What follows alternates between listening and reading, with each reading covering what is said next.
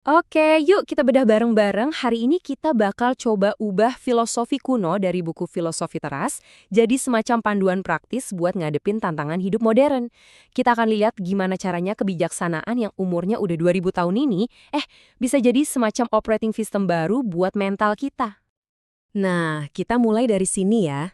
Kayaknya kita semua kenal banget sama perasaan stres, cemas yang berlebihan, atau gampang banget tersinggung cuma gara-gara hal sepele. Apalagi kalau di dunia maya, ya kan? Rasanya tuh emosi kita kayak gampang banget kesulut, bener nggak sih? Coba deh pikirin, kenapa ya satu komentar dari orang yang nggak kita kenal di internet itu bisa ngerusak mood kita seharian? Atau kenapa macet sedikit aja rasanya udah kayak kiamat? Nah, pertanyaan-pertanyaan kayak ginilah yang mau coba kita jawab. Nah, ini dia nih kuncinya. Disinilah ide inti dari filosofi teras mulai bermain.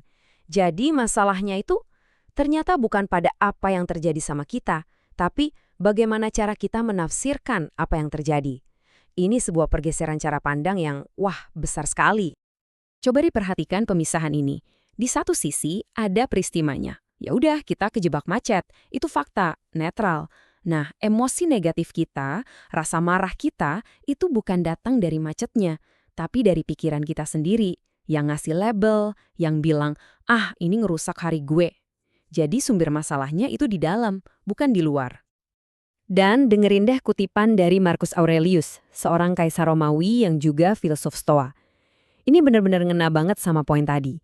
Kekuatan sejati kita itu bukan soal gimana kita bisa ngendaliin dunia luar, tapi soal gimana kita bisa ngendaliin pikiran kita sendiri. Disitulah letak kekuatannya. Oke. Pertanyaannya sekarang, gimana cara kita melatih pikiran kita? Nah, para filsuf Stoa ini ngasih kita semacam senjata utama. Sebuah alat yang paling fundamental buat dapetin ketenangan batin. Namanya dikotomi kendali. Konsepnya tuh simple banget, tapi dampaknya luar biasa. Intinya gini, dalam setiap situasi, coba deh latih diri kita buat bertanya. Di situasi ini, apa yang bisa gue kendaliin dan apa yang nggak bisa? Sumpah, jawaban dari pertanyaan itu bisa mengubah segalanya. Nah, disinilah letak revolusinya. Juga lihat, hampir semua sumber kecemasan kita di zaman sekarang, opini orang lain di medsos, takut ketinggalan alias FOMO, ngejaga reputasi, itu semua adanya di kolom tidak bisa dikendalikan. Filosofi teras ngajak kita buat, udah, tarik semua energi dari situ dan fokus 100% ke kolom yang kanan. Karena disitulah kekuatan kita yang sebenarnya. Epictetus, seorang mantan budak yang jadi filsuf besar, ngingetin kita soal ini. Dia bilang, kebebasan sejati itu datangnya dari dalam. Kalau kebahagiaan kita digantungin ke hal-hal yang di luar kendali kita, ya kita selamanya bakal jadi budak dari keadaan. Terobang-ambing terus. Oke, sekarang kita udah pegang teorinya kan? Saatnya masuk ke bagian yang paling seru, prakteknya. Karena filosofi teras ini bukan cuma buat dipikirin, tapi buat dilakuin. Sebenarnya latihannya banyak banget, tapi kita akan bahas 3 yang paling nampol. Gue suka banget sama metafora ini. Jadi teflon emosional. Coba bayangin deh, apapun yang dilempar ke kita. Kritik, hinaan, nyinyiran, itu semua nggak nempel. Tapi langsung meluncur pergi gitu aja. Kuncinya, ciptain jeda sesaat sebelum hal-hal negatif itu nempel di hati. Caranya gimana?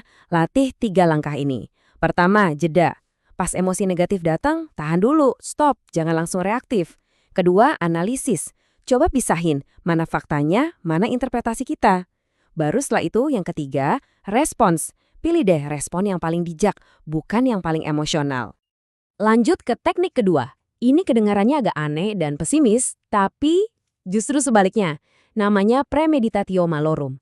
Intinya, para filsuf Stoa nyaranin kita buat secara rutin ngebayangin skenario-skenario terburuk yang mungkin terjadi. Ini bukan buat jadi parno ya, tapi ada tujuannya. Latihan ini tuh punya 3 tujuan yang keren banget. Pertama, ini kayak vaksin buat mental. Dengan ngebayangin skenario terburuk, kita jadi lebih kebal pas kesulitan beneran datang. Kedua, ini bikin kita jadi jauh lebih bersyukur sama apa yang kita punya sekarang. Dan yang paling penting, ini ngebuktiin ke diri sendiri kalau kita itu lebih kuat dari yang kita kira. Nah, teknik terakhir ini adalah latihan soal perspektif. Tujuannya simpel, bikin masalah kita yang rasanya segede gaban jadi kelihatan kecil. Caranya dengan zoom out dari diri kita sendiri. Yuk kita coba visualisasiin bareng-barang. Bayangin, sekarang Anda ada di kota Anda. Sekarang coba tarik gambarnya lebih jauh, kota Anda ada di negara Anda. Tarik lagi lebih jauh, negara Anda ada di planet Bumi. Dan terakhir, lihat bumi kita cuma sebagai setitik debu di alam semesta yang maha luas. Nah, sekarang, dari sudut pandang kosmik ini, coba pikirin lagi masalah Anda. Entah itu komentar negatif di medsos atau di unfollow teman. Rasanya gimana? Latihan ini bukan buat nyepelein masalah ya, tapi buat ngasih proporsi yang pas. Terus, buat apa sih semua latihan ini? Apa tujuannya cuma biar jadi tenang dan gak gampang keganggu? Ternyata bukan. Ketenangan itu cuma efek sampingnya aja. Ada tujuan yang jauh lebih besar. Tujuan akhirnya itu disebut eudaimonia. Ini bukan cuma bahagia yang senang-senang gitu ya, tapi lebih ke arah berkembang. Jadi, versi terbaik dari diri kita. Caranya dengan hidup pakai nalar, secara aktif, utuh, dan berbudi luhur. Dan kompas buat mencapai itu semua adalah 4 kebajikan utama ini. Jadi, dalam setiap situasi, kita bisa tanya ke diri sendiri, oke, apa tindakan yang paling bijaksana di sini? Yang paling adil, yang paling berani, dan yang paling nunjukin pengendalian diri? Nah, itulah jalannya para penganut stoicisme. Jadi, saya mau kasih tantangan kecil buat Anda. Hari ini, coba dah pilih satu hal di luar kendali Anda dan putuskan untuk, ya udah, terima aja, lepaskan. Lalu, pilih satu tindakan yang ada di dalam kendali Anda dan lakukan sekecil apapun itu. Karena ingat, kekuatan sejati kita itu bukan ditemukan saat kita mencoba mengendalikan dunia, tapi saat kita berhasil mengendalikan pilihan-pilihan kita sendiri.